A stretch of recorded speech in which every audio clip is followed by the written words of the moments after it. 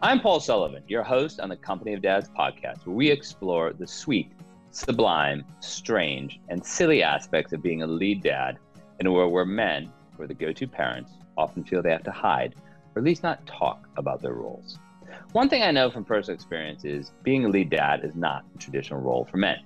Whether you work full-time, part-time, or devote all your time to your family, parenting is so often left to mothers or paid caregivers. But here at the Company of Dads, our goal is to shake all that off and create a community for fathers who are lead dads and to welcome other dads who want to learn more from them. Today, my guest is Dan Kadlec, personal finance journalist and 1990s lead dad.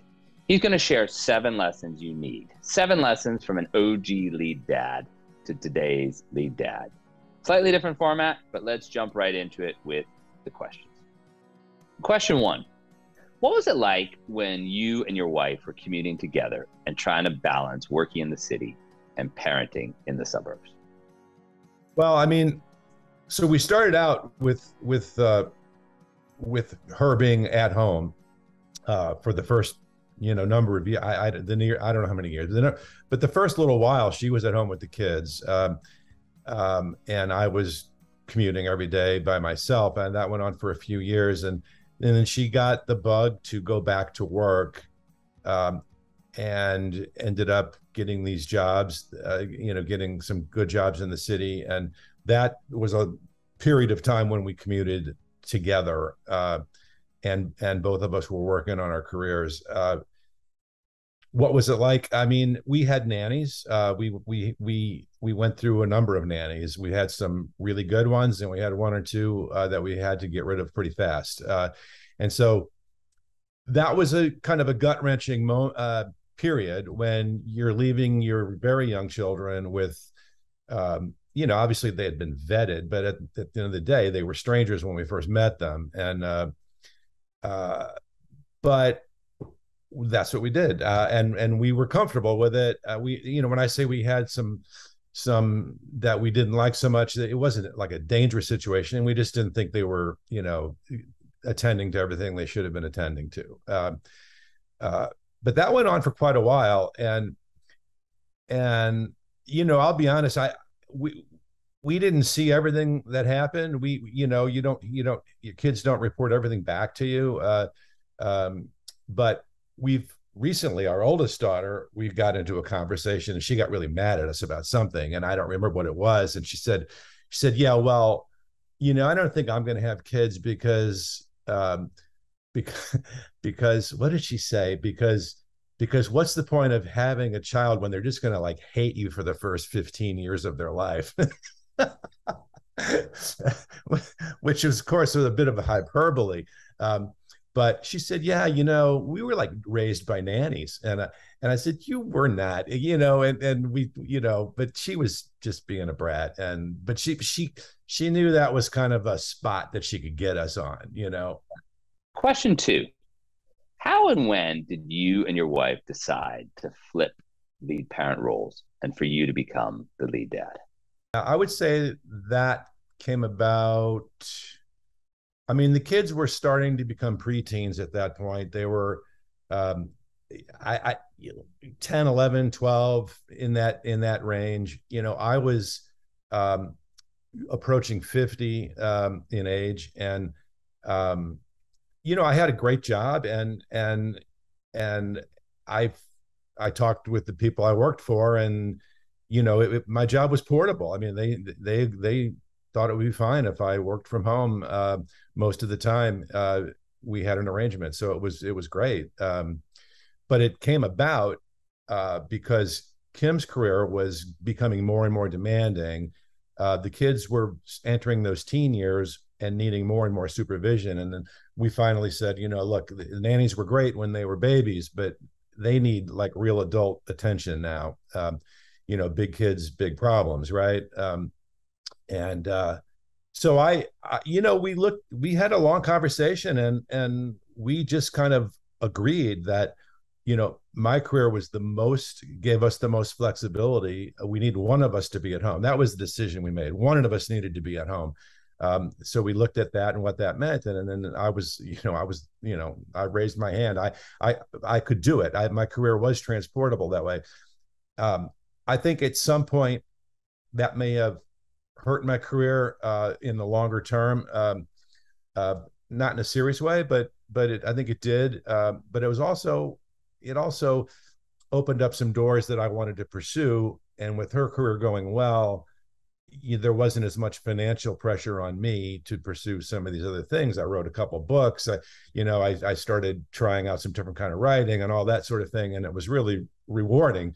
But at the same time, I became the person at home with the kids. And when I talk about teenage problems, girls and boys, and my son is dyslexic, and so we needed to really work on his education and what the right school for him. And I was there. I was the one doing that kind of work. Question 3, you raised your kids in a traditional town in the late 1990s. What were the challenges of being a lead dad in a town like that? The challenge was more in my own head, and was I sacrificing something in my career? The challenge of dealing with the kids, I embraced that. I didn't find that challenging at all. I enjoyed it. It was something I wanted to do, and frankly, I thought I was pretty good at it. So I didn't have like a coffee clutch. I didn't play tennis. I wasn't like a Chappaqua mother. When I wasn't watching the kids, I was working. And my job really as a parent was, as much as anything, to sort of just like get them from place to place. And I had plenty of time to do the writing I wanted to do. So I guess I found it very rewarding in many ways. But I didn't really see it as that much of a challenge. I mean, it was just that's something that came kind of natural to me, and I really enjoyed experiencing the kids in this way. I joked once with my wife. I said, I'm shuttling, these 13-year-old, my daughter, all of her friends. We had a big Suburban, and we'd get like 7 of her friends. They're all 12, 13 years old. And I'm taking them to whatever, the dance or whatever I was doing. And I just marveled that, I mean, I was like a bus driver. They were back there talking, and like I wasn't even there. Like I'm the dad, I'm the parent, and I'm hearing stuff that I would never hear if I wasn't like driving them to some party somewhere. They're just back there talking like I'm just the chauffeur. And I just got great information, and I can't give you specifics on that because I don't remember them, but I just remember thinking, wow, I would never hear this if I weren't here doing this. Question 4, you were doing this when work from home was synonymous with slacking off. How did you stay productive? There's always a bit of an emphasis on FaceTime at the office, and you miss certain things. You miss the meetings, you miss the water cooler talk, you miss the conversations that lead to stories, that lead to the top editors thinking you're the guy for the job. And I did sense that.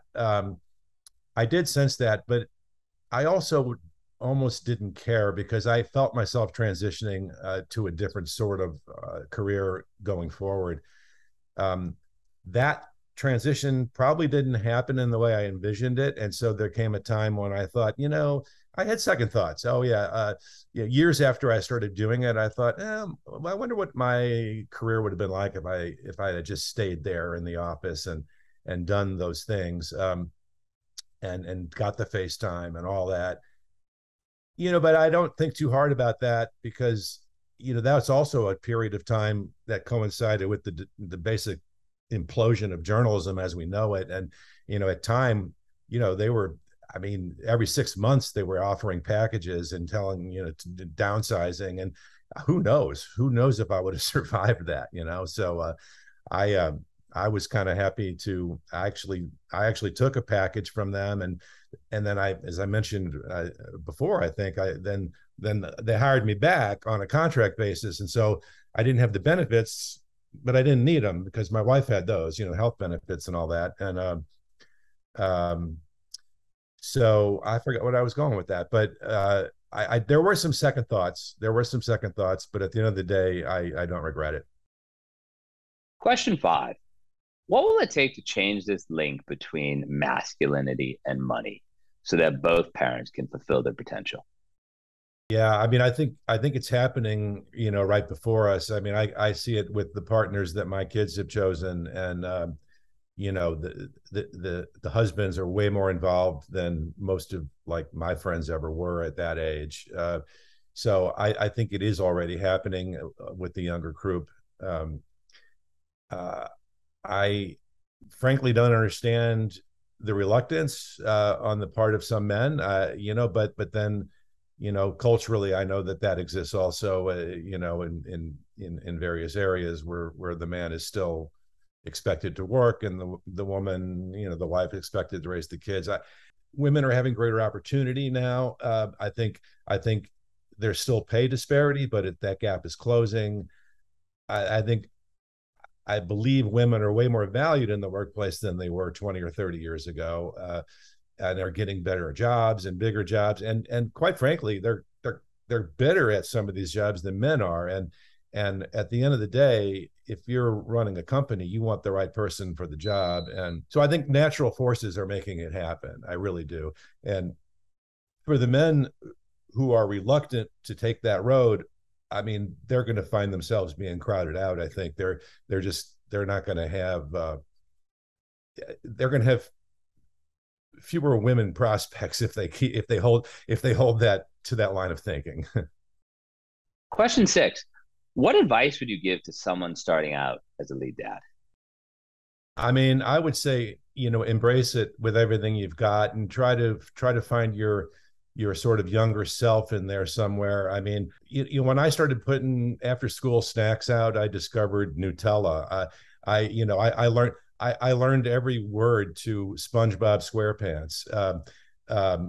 And I found out that when I hid the cookies, the kids would find them. They're really people, and they find everything in the house, and it's kind of fun. It becomes a game. It's like, well, where can I hide the cookies now if they're not, so they don't find them?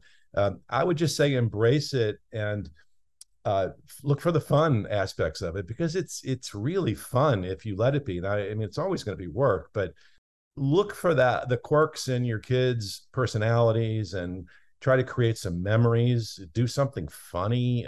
Do things that their mom wouldn't do with them. Even if that's just going outside and playing catch more often or something, whatever it means. But for me, it's all about just embracing it. Question 7. What has you being a lead dad meant for your wife's career? Yeah, well, it's meant, I mean, if I don't want to oversell it, but it's meant everything. I mean, she today, she's got a very demanding job. I'm semi-retired, and we've been sort of headed down that path for a number of years. And, frankly, she wouldn't have been able to devote the energy to her job if I hadn't been willing to handle the domestic stuff, or a good chunk of it. And by the way, she does her share. I mean, even with her job, it's like she hasn't like left me with an apron. I mean, it's like, we still share all this stuff, but the fact that I'm doing as much as I'm doing has absolutely helped her. And she's told me that, and she wasn't kidding. So, and look at the payoff. I mean, just in many ways, I've gotten a payoff for being this person. And one of them is that her career is just like, she's crushing it. And it's like, it's good for us, Dan Kadlec, thank you for being my guest on the Company of Dads podcast.